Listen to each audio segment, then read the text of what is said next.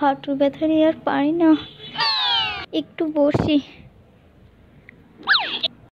মা, আজকে দুপুরে কি রান্না করব?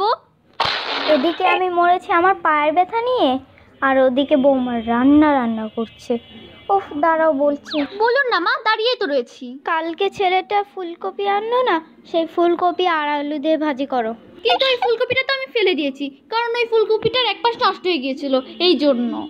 এক পাশ নষ্ট হয়েছে তো এক পাশ ফেলে দিতে, পুরোটুক ফেললে কেন? আমার ছেলের টাকাও তো নষ্ট করো না। এখন যাও, আলু ভাজিই রান্ধো। আচ্ছা ঠিক আছে মা, করছি। মা, ও মা, আমার আলু ভাজিটা হয়ে গিয়েছে। কে আমার চাবিটা ঠিক আছে তো? কে?